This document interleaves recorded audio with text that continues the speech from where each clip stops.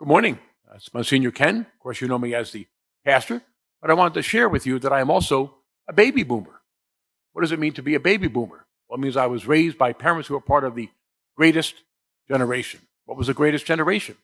Well, they went through the Great Depression, World War II. And because of that, they took care of things. They never knew where their next meal was coming from. And so they kept fixing things and reusing them. Now, I grew up after that, and so I was blessed to be much better off. And I began at what we call the throwaway generation. And maybe we began to take things for granted. And if something breaks even just a little bit, well, just throw it out and get something new. I experienced that just recently.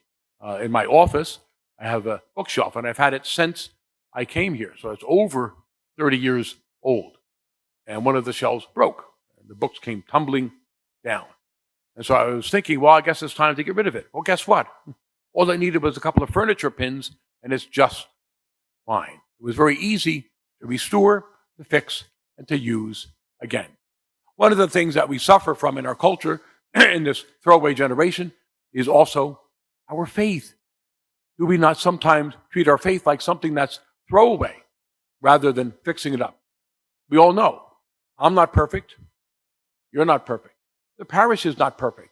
The church is not perfect. And so sometimes we're tempted to just throw away and dismiss it and go on to something else. We're coming to the season of Lent. And I want to invite us not to throw things away, but with the grace of God to restore them. So I want you to open your heart and let your faith, your heart, to be restored. Come back to church. And if we come back to church, the parish will be restored. The church will be restored. One of the things that we should do in Lent is go to the sacrament of confession. Back in the day, that's what it was called, confession.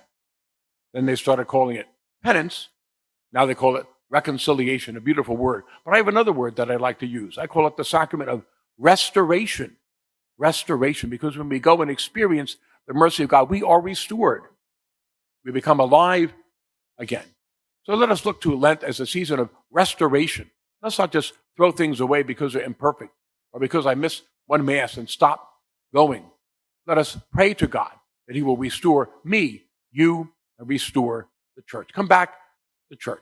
God bless. Happy Lent.